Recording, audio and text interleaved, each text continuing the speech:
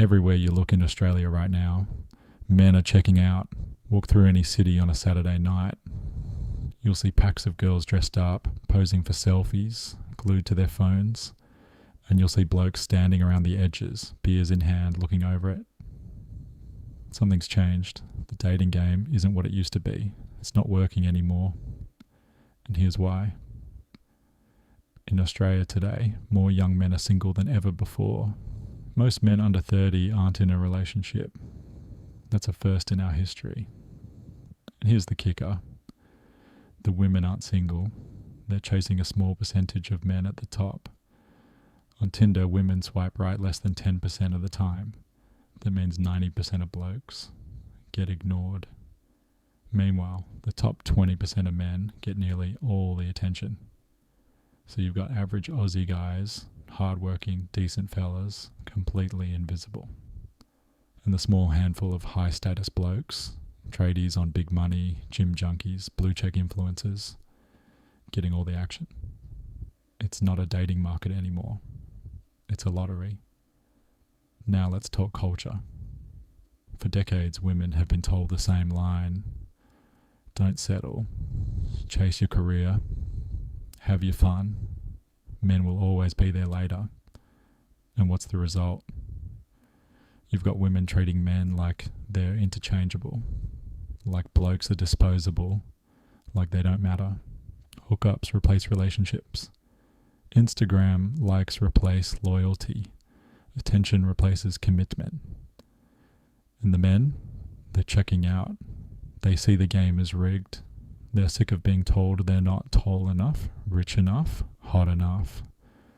They're done competing in a system that doesn't value them. So they switch off. They delete their apps. They stop approaching. Some dive into work, others into gaming, others into just being on their own. That's the dating collapse. And the fallout is massive. Australia's birth rate is already below replacement. Without immigration, our population is shrinking. That means fewer families, fewer kids, fewer strong communities. And this isn't just abstract. You can see it. You see women in their 30s suddenly panicking.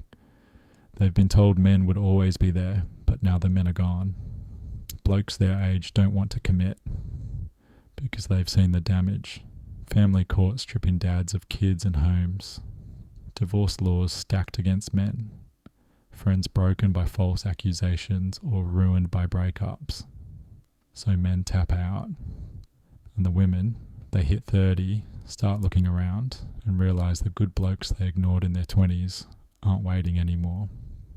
This is why there's such bitterness right now between men and women. It's not just feelings, it's structural. The whole setup is broken. Let's talk about the double standard. When a woman sleeps around, society tells her, you go girl, live your truth, have fun. When a man does the same thing, he's called toxic, he's called immature. He's told to grow up. When a woman says she won't date short men, or broke men, or tradies, nobody blinks.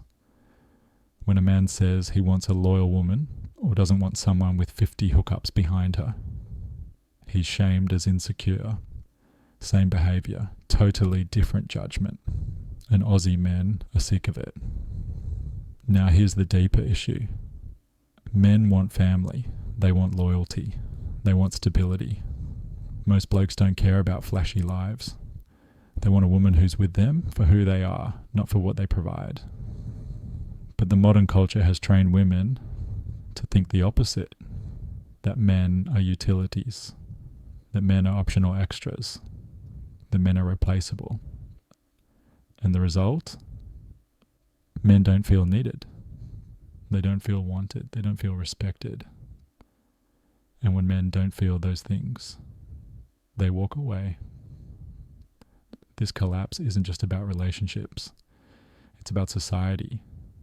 Without strong couples, you don't get strong families. Without families, you don't get communities. And without communities, you don't get a future. That's why you're seeing record numbers of Aussie men giving up on the idea of marriage, kids, even dating altogether, because the risks are higher than the rewards. One bad relationship can take your money, your kids, your home, your mental health.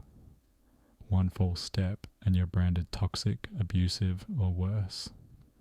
So men do the maths and they check out.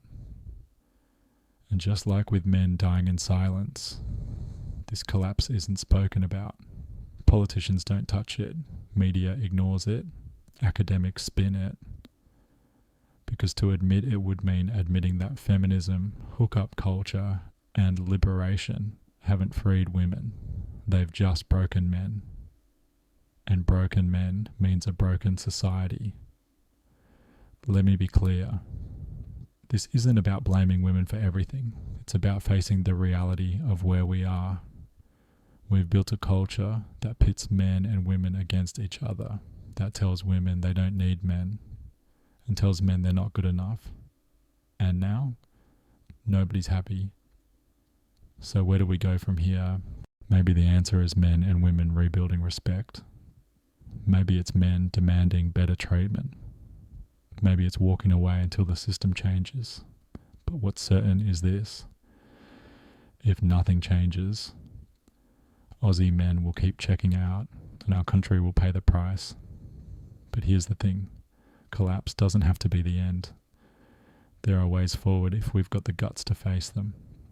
First, men need to build themselves up with or without approval. Sort your money. Sort your health. Build a life with purpose. Respect yourself first, then demand respect in return. Second, stop playing by a broken system. If the apps are rigged, walk away. If the courts are stacked, push for reform. If culture says you're disposable, prove them wrong by building communities of men who back each other.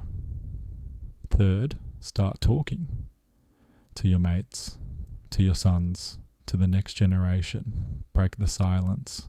Cut through the shame. Men aren't toxic. Men are essential. And finally, men and women both need to rebuild honesty and respect. If you want loyalty, be loyal. If you want family, act like family matters.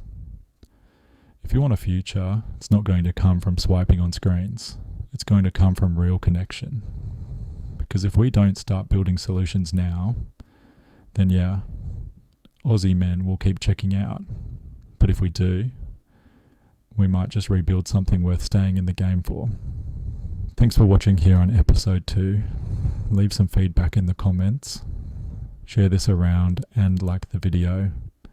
Oh, and subscribe for the next episode of unfilteredAU.